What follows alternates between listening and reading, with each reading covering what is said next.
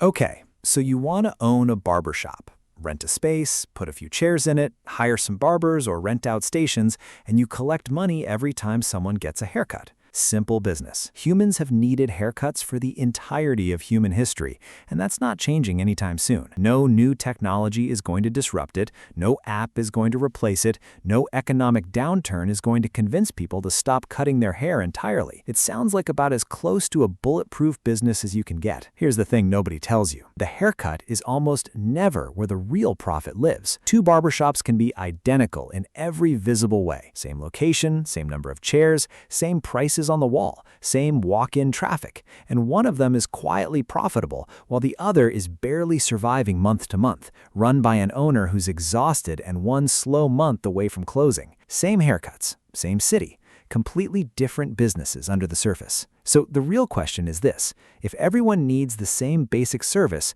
why does one shop make real money and the other one doesn't? Where does the money actually come from in this business? What does it actually cost to run one? And what separates the shops that work from the ones that quietly fail? That's what we're breaking down today. Let's start with what a barbershop actually is, because most people have the wrong model in their head entirely. You probably picture the owner as the person who employs the barbers, pays them a wage, and pockets the difference between what customers pay and what the barbers earn. That model exists, but it's actually the minority model in this industry. The majority of barbershops in the United States run on what's called the booth rental system. Under this model, the barber isn't an employee at all. They're an independent contractor who pays the shop owner a flat weekly rent, usually somewhere between $150 and $400 a week per chair, for the right to use that station. Whatever that barber earns beyond the rent is entirely theirs. The owner doesn't pay their wages, doesn't pay payroll tax on their earnings, doesn't cover their health insurance, and critically,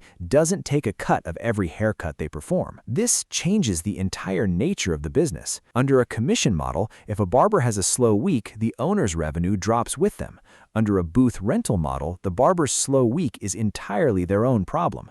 The rent is due whether they cut 10 heads that week or 50. This is the first thing that surprises new owners. You are not really in the haircut business under this model at all. You are in the commercial real estate business, leasing out small pieces of your floor space to independent operators, and the haircuts themselves are none of your financial concern. Now, why does this matter so much? Because it means the two most common ways people evaluate this business, revenue per haircut and profit per customer, don't actually apply to the way most barbershop owners make their money at all. A booth rental shop owner isn't thinking about how many fades happen in a given day. They're thinking about occupancy. How many of your chairs are rented out this month? And how much are you collecting per chair? Let's put real numbers on this. Say you have 8 chairs, all rented out at $250 a week. That's $2,000 a week in pure rental income before a single customer walks through the door. Over a year, that's just over $104,000 in guaranteed revenue that has nothing to do with how good any individual barber is,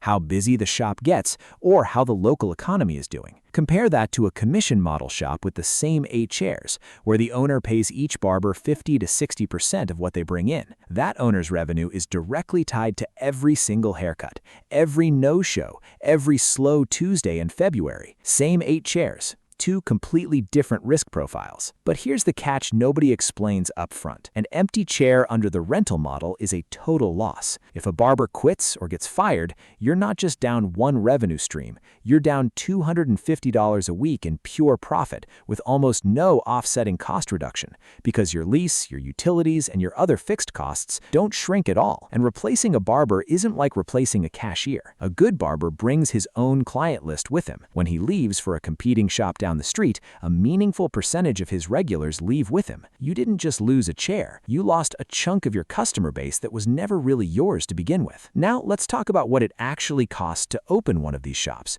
because this is where a lot of first-time owners underestimate the real number. A basic barbershop build-out for a modest space of around 1,000 to 1,500 square feet with 6 to 8 stations typically runs somewhere between $80,000 and $150,000 all in. That covers plumbing for wash stations, electrical work for clippers and outlets at every chair, flooring that can handle hair and chemicals, barber chairs themselves, which run $400 to $1,200 each depending on quality, waiting area furniture, signage, and initial licensing. Then there's rent. A commercial typical retail space suited to a barbershop typically runs somewhere between $20 and $45 per square foot annually, depending on the market, which for a 1,200 square foot shop puts your annual lease anywhere from $24,000 to $54,000 a year before you've cut a single hair. And most commercial leases require a personal guarantee and a security deposit of 2 to 3 months rent up front, meaning before you open your doors, you can easily have $20,000 to $30,000 tied up just in deposits and prepaid rent. Licensing adds another layer most first-time owners don't budget for properly. Every barber working in the shop needs an individual state barbering license, which they're responsible for maintaining themselves. But the shop itself needs a separate business license,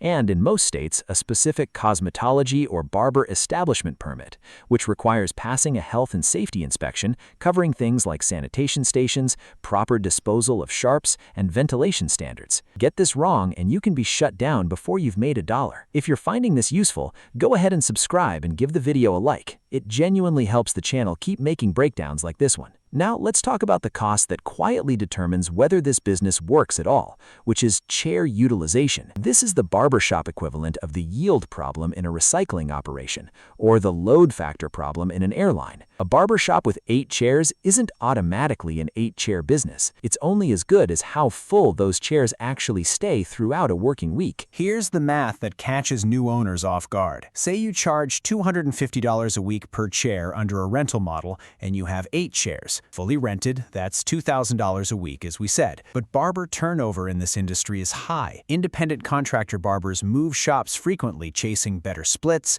better locations, or personality conflicts with other barbers in the same space. Industry estimates put annual barber turnover at a shop level somewhere between 20 and 40%. That means in a typical year, you can expect to have 2 or 3 chairs sit empty for some stretch of time while you find a replacement. Every week a chair sits empty is $250 in revenue you will never get back, while your rent, insurance, and utilities keep accruing exactly as if that chair were full. This is why the real economic engine of a well-run barbershop isn't cutting hair, it's recruiting and retaining barbers. The owners who do well in this business think of themselves less like a service provider and more like a landlord whose primary job is keeping tenants happy enough that they don't leave and replacing them quickly and well when they inevitably do. Now let's talk about the commission model shops, because they operate on a completely different set of pressures, and this is where the volatility really shows up. Under commission, the owner typically keeps 40 to 50% of every haircut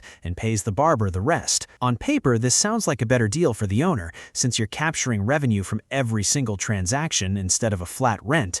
But it exposes you directly to something the rental model insulates you from entirely, which is demand volatility. A barbershop's business is not evenly distributed across a week. Friday and Saturday can account for 40 to 50% of total weekly revenue, while Monday and Tuesday can be nearly dead in many markets. Under a commission structure, your revenue on a slow Tuesday might barely cover your barber's minimum wage guarantee, which many states legally require regardless of how many haircuts they actually performed that day. You are paying for staffing capacity you don't have the demand to fill, and unlike the rental model, that shortfall comes directly out of your margin, not the barber's. This is exactly the kind of structural mismatch that has closed down commission shops during slow periods that rental shops survive without much trouble at all. The rental model transfers the demand risk onto the barber. The commission model keeps it squarely on the owner's shoulders. Now let's talk about where shops actually fail, because this is instructive. One of the most common failure patterns in this industry isn't a lack of customers at all, it's overexpansion. An owner opens a successful single shop, sees it doing well, and decides to open a second location to replicate the success. But barbershops are a fundamentally local reputation business. A shop's client base is built almost entirely on word of mouth and the personal relationships between specific barbers and specific regulars. That reputation does not transfer automatically to a new address across town. Owners who expand too quickly often find themselves running 2 half-full shops instead of 1 thriving one, with double the fixed costs and none of the momentum. The second major failure pattern is what's sometimes called the star barber problem. A shop's entire revenue can become dependent on 1 or 2 exceptionally popular barbers who built massive personal followings.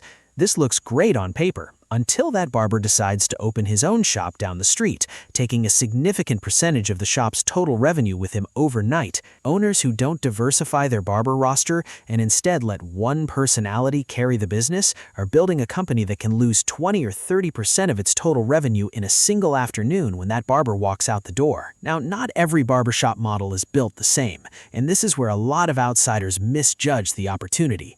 A basic, no-frills, walk-in shop charging $20 to $30 a cut competes almost entirely on speed and convenience.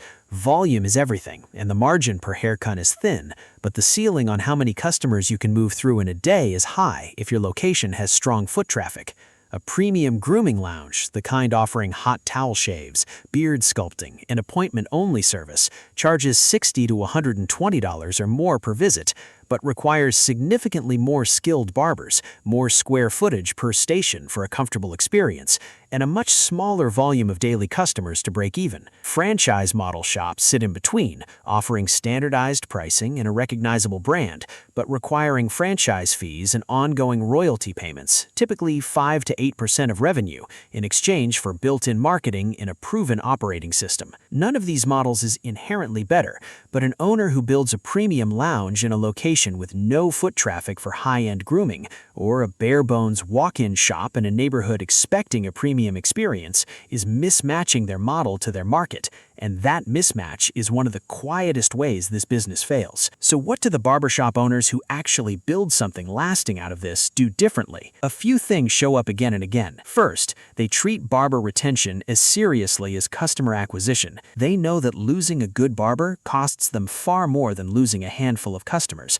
because that barber takes his customers with him. Second, they diversify their revenue away from any single star performer, building a roster where no one barber represents more than a modest share of total shop revenue. Third, they price their booth rent or commission split based on actual local market data, not guesswork, because pricing too high drives good barbers to competitors, and pricing too low leaves money on the table every single week for years. Fourth, they invest in the parts of the business that are genuinely theirs to control: the space, the brand, the appointment system, the retail products on the shelf, rather than relying entirely on the individual skill of contractors who could leave at any time. And fifth, the ones who do best add retail and add-on revenue, styling products, beard oils, membership plans for unlimited monthly haircuts, income streams that aren't tied to its share being physically occupied at all. When you put it all together, the barbershop business looks almost nothing like what people assume from the outside.